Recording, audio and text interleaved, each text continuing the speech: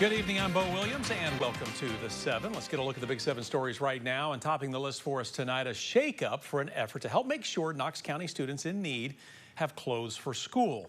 The Clothing Center boxes up clothing for students in the Knox County School District, again, who are in need. Now, recently it moved from a school system building on Central Street to part of Cedar Bluff Preschool. Sylvia Woods, president of the Clothing Center PTA, says there are supposed to be 2 full-time workers paid by KCS working at the center. She adds those spots have not been filled. For nearly 4 decades, it has worked under a handshake agreement with KCS providing help. This agreement now being discussed on how both organizations need to move forward to operate the Clothing Center. One is to pursue an MOU that really defines the roles and the responsibilities and the nature of our relationship with the Clothing Center PTA and just getting kind of tighter in the formalization of that agreement. The other would be to look a little bit more broadly throughout the community, identify whether or not there are any other agencies who would have an interest in taking this work on and scaling it to meet the needs of students. And a third option that has been presented is us taking the work on internally and potentially leveraging our social work department to meet those needs from a KCS perspective. We had been told that we would be given our staff, and it is budgeted, and that we would have staff. So we asked, where's our staff? At the end of September, we're saying, okay, when can we talk with employees? When can we choose somebody that has applied? And it just keeps being put off and put off and put off. Now, coming up at 11 o'clock tonight, we're going to look deeper into the talks between KCS and the Clothing Center PTA. A German family facing deportation living in Morristown allowed to stay in the United States for another year. You know, we've told you about the Romeike family before. They fled to the U.S. amid legal battles over homeschooling their 5 children in Germany. You see, in Germany, homeschooling children is essentially banned aside from very rare circumstances. The Romeike family was granted asylum in 2010. They were granted an indefinite deferred action status in 2014. However, during a routine check last year, the family was told that their deferred status had been revoked. The family stay was extended by 1 year last October, and now that stay extended by 1 more year. The Homeschool Legal Defense Association has been fighting to let the family stay here in the U.S., and in a statement, the group says it will continue to work with members of Congress to advocate for the Romeikes. Next up, a 6 on your side traffic alert tonight we need to make you aware of. A North Broadway intersection is going to be closed down throughout the next week. City says North Broadway at Granger Avenue will be closed from 6 at night to 6 in the morning. That's tonight through November 5th. This is so that crews can install a raised median to stop left turns from northbound North Broadway to southbound Hall of Fame. City adds that there will also be a new crosswalk in the area, which will make it safer for pedestrians.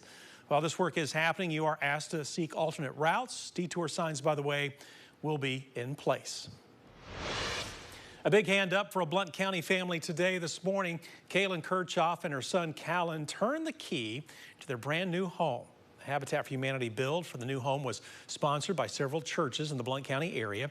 Kaylin is a cancer survivor. She shared that she has been living in her parents' home since their apartment flooded in December of 2022. They were sharing just 1 bedroom.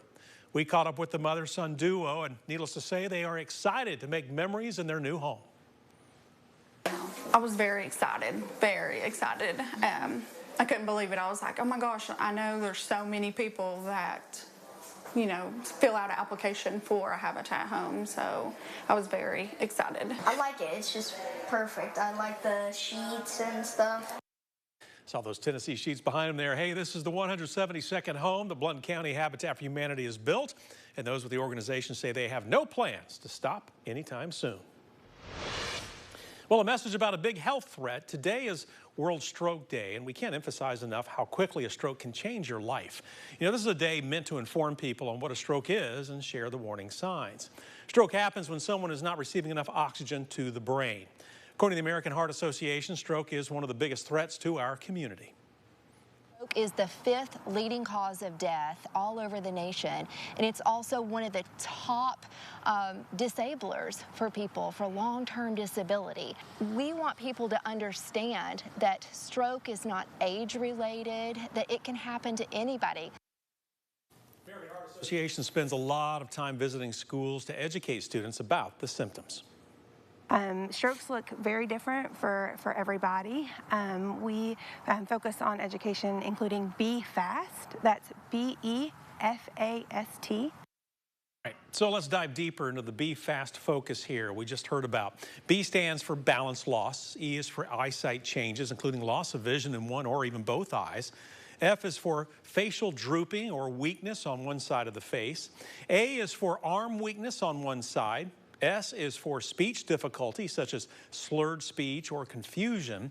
And T is for time. How much time passes will have an impact on your loved one's life. If you see any of these symptoms, even if they go away, you should still call 911 immediately. Members of the Knox County Commission hosted a very special breakfast which could help shape the county in the future. County commissioners invited the Knox County legislative delegation to talk about the issues they want addressed at the next session at the state capitol next year. Attendees included state representatives, Democrat Sam McKenzie, Republican Elaine Davis.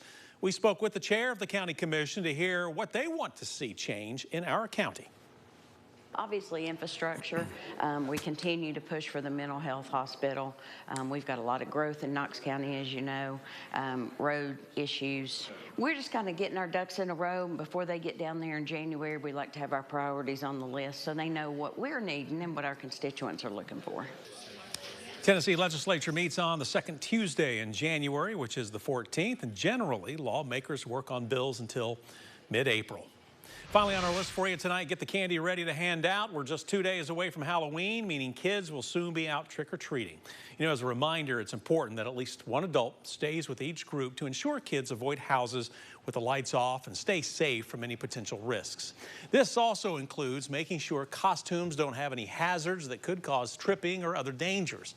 Experts from the Children's Advocacy Center of the Bluegrass say traveling in groups is the best way to keep Halloween fun and safe for everyone.